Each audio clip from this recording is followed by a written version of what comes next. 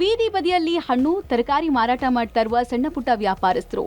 ಇಂಥದೇ ವ್ಯಾಪಾರಸ್ಥರ ಪ್ರದೇಶದಲ್ಲಿರುವ ಸಹಕಾರಿ ಬ್ಯಾಂಕ್ ಅಂಧ ದರ್ಬಾರ್ ಹಿನ್ನೆಲೆಯಲ್ಲಿ ಸೂಪರ್ ಸೀಡ್. ಇದು ಬಾಗಲಕೋಟೆ ನಗರದ ಅಲ್ಪಸಂಖ್ಯಾತರ ಪತ್ತಿನ ಸಹಕಾರಿ ಬ್ಯಾಂಕ್ನ ಆಡಳಿತ ಮಂಡಳಿಯ ಕರ್ಮಕಾಂಡ. ನಗರದ ತರಕಾರಿ ಮಾರುಕಟ್ಟೆಯಲ್ಲಿರುವ ಈ ಸಹಕಾರಿ ಬ್ಯಾಂಕ್ 95ರಲ್ಲಿ ಜನ್ಮ ತಾಳಿದೆ. ಸದ್ಯ ಈ ಬ್ಯಾಂಕ್ನಲ್ಲಿ ಭಾರಿ ಅವ್ಯವಹಾರ ನಡೆದಿರುವುದು ಬೆಳಕಿಗೆ ಬಂದಿದೆ. ಬ್ಯಾಂಕ್ನ ಆಡಳಿತ ಮಂಡಳಿ ಸದಸ್ಯರು, ಮ್ಯಾನೇಜರ್ ಹಾಗೂ ಬ್ಯಾಂಕ್ನ ಸಿಇಒಗಳು, ಸಾಲಗಾರರು ಎಲ್ಲರೂ ಸೇರಿ ಗೋಲ್ಮಾಲ್ ನಡೆದಿದೆ ಅಂತ ಹೇಳ್ತಾ ಇದ್ದಾರೆ. ಈ ಬಗ್ಗೆ ನಾಮದೇವ ಸಾಲಾಪುರ ಎಂಬ ವ್ಯಕ್ತಿ 1.5 ವರ್ಷಗಳ ಹಿಂದೆನೇ ಲೋಕಾಯುಕ್ತರಿಗೆ ದೂರು ಕೊಟ್ಟಿದ್ರು. ದೂರಿನ ಅನ್ವಯ ಲೋಕಾಯುಕ್ತರು ಬಾಗಲಕೋಟೆ ಸಹಕಾರಿ ಇಲಾಖೆ ಅಧಿಕಾರಿಗಳಿಗೆ ಬ್ಯಾಂಕ್ನ ಅವ್ಯವಹಾರಗಳ ತನಿಖೆ ಮಾಡಿ ವರದಿ ಕೊಡುವಂತೆ ಸೂಚನೆ ಕೊಟ್ಟರು. ಲೋಕಾಯುಕ್ತರ ಸೂಚನೆಯಂತೆ ಕೈಗೊಂಡ ತನಿಖೆಯಲ್ಲಿ ನಿಯಮ ಮೀರಿ 10 ಕೋಟಿಗೂ ಅಧಿಕ ಸಾಲ ಕೊಟ್ಟಿದ್ದು, ಬಡ್ಡಿಯಲ್ಲಿ ವ್ಯತ್ಯಾಸ, ಷೇರುದಾರರ ಸಂಖ್ಯೆಯಲ್ಲಿ ನಿಯಮೋಲ್ಲಂಘನೆ ಸೇರಿದಂತೆ ಅನೇಕ ಅಕ್ರಮಗಳು ನಡೆದಿರುವುದು ಪಕ್ಕಾಗಿದೆ. ಈ ಕುರಿತು ಬ್ಯಾಂಕ್ ಆಡಳಿತ ಮಂಡಳಿಯವರಿಗೆ ಸಹಕಾರಿ ಇಲಾಖೆ ಅಧಿಕಾರಿಗಳು ಕಾರಣ ಕೇಳಿ ನೋಟಿಸ್ ಕೊಟ್ಟರು. ಸಮರ್ಪಕ ಉತ್ತರ ಬಾರದ ಹಿನ್ನೆಲೆಯಲ್ಲಿ ಸಹಕಾರ ಇಲಾಖೆ ಉಪನಿಬಂಧಕ ಮಲ್ಲಿಕಾರ್ಜುನ್ ಪೂಜಾರ ಬ್ಯಾಂಕ್ ಸೂಪರ್ಸೀಡ್ ಮಾಡಿ ಸಹಕಾರ ಇಲಾಖೆ ಓರ್ವ ಅಧಿಕಾರಿನ ಬ್ಯಾಂಕ್ ಮೇಲೆ ವಿಶೇಷ ಅಧಿಕಾರಿಗಳನ್ನ ನೇಮಕ ಮಾಡಲಾಗಿದೆ. ಮಾನ್ಯ ಲೋಕಾಯುಕ್ತರಿಂದ ಸ್ವೀಕೃತವಾದ ದೂರಿನ ಮೇರೆಗೆ ದೂರುದಾರ ಆಗಿರುವ ನಾಮದೇವ್ ಸಾಲಾಪುರ ಅವರು ಲೋಕಾಯುಕ್ತರಿಗೆ ಅರ್ಜಿ ಕೊಟ್ಟಿದ್ದರು. ಆ ಅರ್ಜಿಯನ್ನು ಲೋಕಾಯುಕ್ತರು ನಮಗೆ ರೆಫರ್ ಮಾಡಿ ಈ ದೂರು ಅರ್ಜಿಯಲ್ಲಿರೋ ಅಂಶಗಳ ಕುರಿತಾಗಿ ಕಾನೂನು ಪ್ರಕಾರ ಕ್ರಮ ಕೈಗೊಂಡು ವರದಿ ನೀಡುವಂತೆ ಸೂಚಿಸಿದ್ದರ ಮೇರೆಗೆ ನಾನು ಅಲ್ಪಸಂಖ್ಯಾತರ ಪತ್ತಿನ ಸಹಕಾರದಲ್ಲಿ ಹೋಗಿ ವಿಸಿಟ್ ಮಾಡಲಾಗಿ ಅಲ್ಲಿ ಬಾಯ್ಲಾ ವಿರುದ್ಧವಾಗಿ ಸಂಘದ ಆಡಳಿತ ಮಂಡಳಿ ನಡೆದುಕೊಂಡದ್ದು ಕಂಡು ಬಂದಿರೋದ್ರಿಂದ ಅವರಿಗೆ ಈ ವಿಷಯವನ್ನು ತಿಳಿಸಿ ನಿಮ್ಮನ್ನು ಯಾಕೆ ಅನರ್ಹತೆಗೊಳಿಸಬಾರಂತ ನೋಟಿಸನ್ನು ನೀಡಲಾಗಿ ಅವರು ನೀಡಿದಂಥ ಉತ್ತರವು ಸಮರ್ಪಕವಾಗದೇ ಇರುವುದರಿಂದ ಅವರನ್ನು ಕಲಂ 29C ಪ್ರಕಾರ ಅನರ್ಹಗೊಳಿಸಿತು.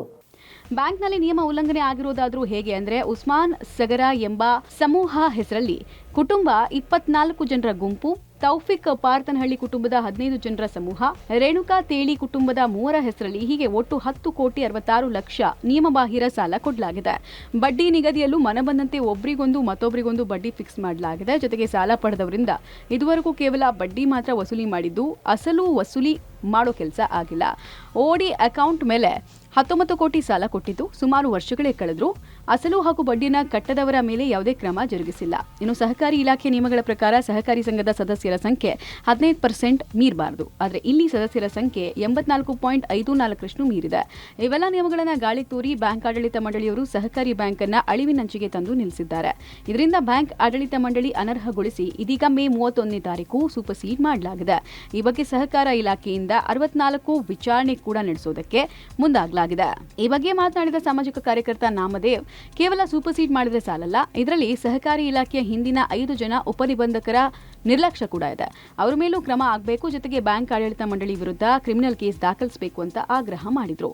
ಅಲ್ಪಸಂಖ್ಯಾತರ ಪತ್ತಿನ ಸಹಕಾರಿ ಸಂಘದ ಮೇಲೆ ಅವರು ದಾಖಲಾತಿಗಳನ್ನು ಪರಿಶೀಲಿಸಿದಾಗ ಅಪರಾಧ ಪರ ಕಂಡು ಬಂದಿತ್ತು. ಭ್ರಷ್ಟಾಚಾರ ಕಂಡು ಬಂದಾಗ ನಾನು ಲೋಕಾಯುಕ್ತ ದೂರು ಕೊಟ್ಟಿದ್ದೆ. ದೂರು ಕೊಟ್ಟ ಸಮಯದಲ್ಲಿ ಅವರು ಮೇಲಾಧಿಕಾರಿಗಳಿಗೆ ಆದೇಶ ಮಾಡಿ ಅದರ ಬಗ್ಗೆ ತನಿಖಾ ವರದಿ ನೋಟಿಸ್ ಕಳಿಸಿದಾಗ ಅದನ್ನೆಲ್ಲ ಸಹಕಾರ ಇಲಾಖೆ ಅಧಿಕಾರಿಗಳು ಅದನ್ನ ಕುಲಂಕುಷವಾಗಿ ಎನ್ಕ್ವೈರಿ ಮಾಡಿ ಆಲ್ರೆಡಿ ಈಗ ಸೂಪರ್ ಶೇಡನ್ನು ಮಾಡಿದ್ದಾರೆ.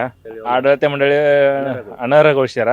ಮತ್ತೀಗ ಅವ್ರ ವಿರುದ್ಧ ಶಿಸ್ತಿನ ಕ್ರಮ ಜರುಗಿಸ್ತಾರಂತಂದು ಅವ್ರ ಮೇಲೆ ನಂಬಿಕೆ ಇದೆ ಕಾನೂನಿನ ಮೇಲೆ.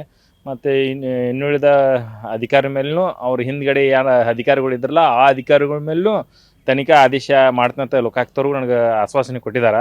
ಒಟ್ಟಿನಲ್ಲಿ ಬಡವರ, ಶ್ರಮಿಕರ ಶ್ರೇಯೋಭಿವೃದ್ಧಿಗಾಗಿ ಇರುವ ಅಲ್ಪಸಂಖ್ಯಾತ ಪತ್ತಿನ ಸಹಕಾರಿ ಬ್ಯಾಂಕ್ನಲ್ಲಿ ಭಾರಿ ಅವ್ಯವಹಾರ ನಡೆದಿರುವುದು ಬೆಳಕಿಗೆ ಬಂದಿದೆ. ಆಡಳಿತ ಮಂಡಳಿಯವರ ಅಂಧ ದರ್ಬಾರ್ನಿಂದ ಬ್ಯಾಂಕ್ ಮುಚ್ಚುವ ಹಂತ ತಲುಪಿದೆ. ಏನೇ ಇರಲಿ, ಬ್ಯಾಂಕ್ನಲ್ಲಿ ನಡೆದಿರುವ ಅವ್ಯವಹಾರಗಳ ತನಿಖೆಯಾಗಿ ತಪ್ಪಿತಸ್ಥ ಆಡಳಿತ ಮಂಡಳಿಯವರ ಮೇಲೆ ಸೂಕ್ತ ಕ್ರಮ ಕೈಗೊಳ್ಳಬೇಕಾಗಿದೆ. ಕ್ಯಾಮರಾ ಪರ್ಸನ್ ಆನಂದ್ ಜೊತೆ ರವಿ ಹಳ್ಳೂರು, ಪಬ್ಲಿಕ್ ಟಿವಿ, ಬಾಗಲಕೋಟೆ.